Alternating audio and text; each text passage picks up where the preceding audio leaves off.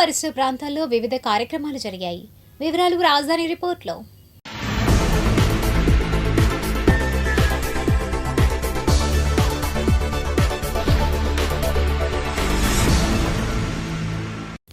అమరావతిలో నిర్మాణాలపై YCP party వ్యాఖ్యలను ఖండిస్తూ మంత్రి నారాయణ ఆల్ ఇండియా సర్వీస్ అధికారుల నివాసాలు, ఐకానిక్ టవర్స్ నిర్మాణాలను పరిశీలించారు. అనంతరం ఆయన మీడియాతో మాట్లాడారు. అధికార భవనాలు యాక్చువల్గా ఇవాళ నేను ఐఏఎస్ ఆఫీసర్ల యొక్క టవర్స్ ఏదైతే టవర్స్ 6 టవర్స్ ఉన్నాయో విజిట్ చేశాను. ఆల్మోస్ట్ వర్క్ వచ్చింది. ఒక కబోర్డ్స్ కొంత బిగిస్తున్నారు. ఈ కబోర్డ్స్ 6 టవర్స్లో కొన్ని టవర్స్ పూర్తి అయిపోయినాయి. నేను విజిట్ చేసిన టవర్ పూర్తి అయిపోయింది. మరికొన్ని టవర్లు బహుశా ఇంకొక 1 వీక్ 10 డేస్లో పూర్తి అవుతున్నాయి. ఎమ్మెల్యేలది అయితే ఆల్మోస్ట్ అయిపోయింది. ఎమ్మెల్సీ టవర్ జరుగుతుంది. అదేవిధంగా జడ్జెస్ బంగ్లాలు కావచ్చు, మినిస్టర్ బంగ్లాలు కావచ్చు, సీనియర్ ఐఏఎస్ ఆఫీసర్ల బంగ్లా, ఇవన్నీ కూడా వర్క్ జరుగుతూ ఉన్నాయి. ఎంతో వేగవంతంగా జరుగుతున్నాయి. అయితే ఈ పరిస్థితుల్లో వాళ్ళు ఏం మాట్లాడుతున్నారో తెలియదు. రైతులకు ప్లాట్లు లేదంటారు, రైతులకి ప్లాట్లు అలాట్ చేయలేదంటారు, రిజిస్ట్రేషన్ చేయలేదంటారు. వాళ్ళు డేటా తీసుకొని మాట్లాడాలి. ఏది మాట్లాడినా డేటా తీసుకొని మాట్లాడితే బాగుంటుంది. ఎందుకంటే మొత్తం 30,760 మంది రైతులు ల్యాండ్ ఇచ్చింది. 30,760 మంది రైతులు 35,059 ఎకరాలు ఇచ్చారు. 30,760 మంది రైతులు ఇస్తే వాళ్ళలో 30,079 మంది రైతులకి ప్లాట్లు అలాట్ చేసాం. ఎన్ని ఎకరాలు చేసాం? 34,535 ఎకరాలు. అంటే 98.6% ల్యాండ్ని అలాట్ చేసాం, ప్లాట్లు అలాట్ చేసాం. ఇంకా చేయాల్సింది 30,760లో 681 మంది రైతులకు మాత్రమే 524 ఎకరాలు అలాట్ చేయాలి. అది కూడా ఎందుకు డిలే అవుతుందంటే కారణం సిఆర్డీ కాదు, ఆ యొక్క ఫ్యామిలీ డిస్ప్యూట్స్ ఉన్నాయి, కోర్టులకు పోయి ఉన్నారు. కొందరు చనిపోతే 9.14 ఇచ్చిన తర్వాత వాళ్ళ వారసులు ఎవరు ఉన్నారో వాళ్ళు సర్టిఫికెట్ ఇవ్వాలా. కొన్ని లంక భూమి విషయంలో యాక్చువల్గా కలెక్టర్ గారికి పరిశీలన చేస్తున్నారు. క్లారిటీ అడిగాము. ఆ క్లారిటీ రాగానే ఆ లంక భూములు కూడా చేస్తాం. అవి 111 ఎకరాలే. ఈ విధంగా ఎవరైతే ల్యాండ్ ఇచ్చారో వాళ్ళందరికీ అలాట్ చేసాం. ఏ ప్రాబ్లం లేకుండా అలాట్ చేయడానికి ఉండేది కేవలం 66 మంది రైతులు, 175 ఎకరాలు. 15 రోజులకు ఒక రోజు సిఆర్డీ చేస్తుంది. వీళ్ళు కూడా రీసెంట్గా ఇచ్చినాడు. ఈ 66 మంది రైతులు 175 ఎకరాలు ఇచ్చారు, రీసెంట్గా ఇచ్చినాడు. అంతకుముందు ఇచ్చినాడు అందరికీ చేసాం.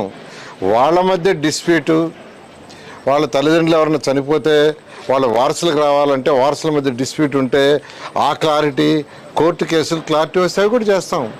రాజధాని నిర్మాణ నిమిత్తం సేకరణ కార్యకలాపాలపై మందడం గ్రామంలో సిఆర్డీఏ ఆఫీస్ వద్ద గ్రామసభ నిర్వహించారు.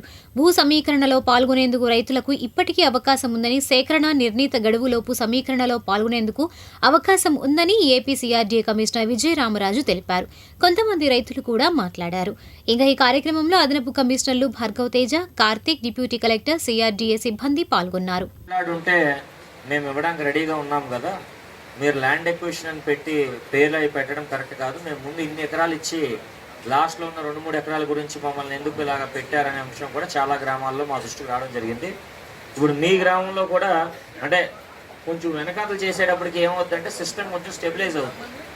ఫస్ట్ చేసిన గ్రామ సభకి ఈరోజు చేసిన గ్రామ సభకి చూసుకుంటే మా వాళ్ళు కొంచెం ప్రిపేర్నెస్లో ఏ అంశాలు గ్రామాల్లో ఇబ్బందులు ఉన్నాయి ఏంటో కూడా ఇష్యూ వైజ్ ఒక 9 ఇష్యూస్ కూడా చెప్పారు. అవి కూడా నేను చదివి మీకు ముందు నేను చెప్పిన తర్వాత అవి కూడా చదువుతాను విషయం తెలియజేస్తున్నాం. సో ఈ ల్యాండ్ ఎక్విజిషన్ రీత్యా మేము అడుగుంటే బాగుండు, మాట్లాడితే ముందుకెళ్ళడం బాగుంటున్న విషయం చెప్పడం జరిగింది.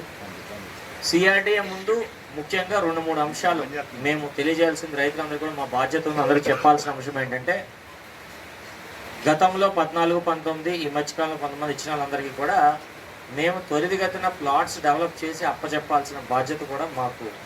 ఏదైతే మేము రిజిస్ట్రేషన్ చేసాం కొంతవరకు సేల్స్ అవుతున్నాయి, కానీ మా ప్లాట్కి మేము రోడ్డు వెళ్ళి ఎక్కడుందో చూసుకుని ఏం చేయాలన్న అంశం మీద కూడా చాలామంది రైతులు అడుగుతున్నారు. ఇప్పుడు అన్ని టెండర్లు కంప్లీట్ అయిపోయినాయి. ఎల్పిఎస్కి కానీ ట్రంక్కి కానీ ఏవైతే ఉన్నాయో అంటే మీ కళ్ళ ముందు ఎంతో కొంత వర్క్ పరంగా స్టార్ట్ అవ్వడం జరిగింది. అవి రివ్యూ చేస్తున్నప్పుడు కాంట్రాక్టర్లతో మాట్లాడినప్పుడు ముఖ్య అంశం ఏం చెప్పారంటే, సార్ రోడ్ ఎక్కడి వరకు ఉంది, ఇక్కడ గ్యాప్ ఉంది, ఆ మధ్యలో ఎవరైతే ఇవ్వలేదో రైతు దాని సంగతి ఏం చేయాలో చెప్పండి. అలా వదిలేస్తామా, కూలింగ్కి తీసుకుంటామా, రారా ఏంటనే అంశం చెప్పకపోతే వాటర్ పైప్ లైన్ ఇక్కడ వరకు తీసుకొచ్చి డ్రైన్ పైప్ లైన్ తీసుకొచ్చి ఆపేసి మళ్ళీ కంటిన్యూ చేయడం అని కుదరదు మనకి. సో అలా అంశాలు చూసుకున్నప్పుడు ఏం ఆలోచించామంటే, సరే ముందే వెళ్ళైతే స్టార్ట్ చేద్దాం. ఒకవేళ రైతు ముందుకు వచ్చాడు అనుకున్నారు అనుకోండి, బికాజ్ అదైతే ఆపేది కాదు కదా, ట్రంక్ పరంగా కానీ పైప్ లైన్ పరంగా ఇన్ఫ్రా వర్క్లు చేసేది. వస్తే కన్సెంట్ తీసుకుని పక్కన మనం మామూలు ప్రాసెస్లో వెళ్ళిపోదాం, ల్యాండ్ ఎక్విజిషన్ ముందుకు వెళ్ళక్కర్లేదు. లాస్ట్ వరకు వచ్చి ఒక 3-4 నెలల తర్వాత కూడా ఇంకా రాను మేము ఇవ్వను అంటే కనుక అప్పుడు మనం రూల్ ప్రకారం మనం అవార్డు పాస్ చేసుకుని క్లోజ్ చేయాలి. కాబట్టి నా ముఖ్య ఉద్దేశం అంటే, ఫస్ట్లో మీటింగ్ పెట్టి మేము చెప్పాల్సి వస్తే కనుక ఖచ్చితంగా ల్యాండ్ ఎక్విజిషన్ కాదు, ల్యాండ్ పూలింగ్ బెనిఫిట్స్ ఏంటి అనే విషయం చెప్పడానికి మేము కష్టపడాల్సి వచ్చింది. కానీ ప్రతి గ్రామంలో ఇప్పుడు మన రాజధాని వరకు అయితే ల్యాండ్ పూలింగే బెటర్ ల్యాండ్ ఎక్విజిషన్ మీద అనేది కామన్గా అందరికీ అర్థమైంది. కొంతవరకు మేము నోటిఫికేషన్ చేసిన తర్వాత మాకు అర్థమైంది అంటే, చాలామంది కన్సెంట్ ఇవ్వకపోవడానికి కారణం ఒక ముఖ్య ఉద్దేశం ఏంటంటే, R1 జోన్స్ అంటే గ్రామ కంటాలు ఏదైతే ఎగ్జామ్షన్స్ ఉన్నాయో కొంతవరకు అప్లికేషన్, మీ గ్రామం చూస్తే ఇప్పుడు దగ్గర 24 అప్లికేషన్స్ ఉన్నాయి మన గ్రామంలో ఇంకా పెండింగ్లో ఉన్న అప్లికేషన్స్. సో మేము కూడా ఏం డిసైడ్ చేసామంటే, జేసీ గారిని కలెక్టర్ గారిని మాట్లాడి ఈ మీటింగ్ తర్వాత జేసీ గారు షెడ్యూల్ పెట్టుకుని వచ్చి మీ గ్రామంకి వచ్చి 24 ఒకసారి చెక్ చేసి అన్ని గ్రామాల డెసిషను జూన్ మొదటి వారంలో ఇచ్చేస్తాం. ఎందుకంటే ఎంత ఇవ్వగలుగుతాం, ఎంత ఇవ్వట్లేదు, అంత ఇస్తామా లేదా మాకు తెలియదు. వాళ్ళు చెక్ చేసుకున్నారు 14 మ్యాప్లు ఎలా ఉంది ఏంటి అని అనుకుంటారు. వచ్చినప్పుడు కూడా అందరూ కాకుండా ప్రతి సైట్కి జేసీ గారు వస్తారు. ఇది నా మాటగా, ఏవైతే అప్లికేషన్స్ ఏవైతే R1 గ్రామ కంటాలు ఉన్నాయో అది ఖచ్చితంగా వచ్చి వెరిఫై చేసి కన్ఫర్మ్ చేయడం జరుగుతుంది.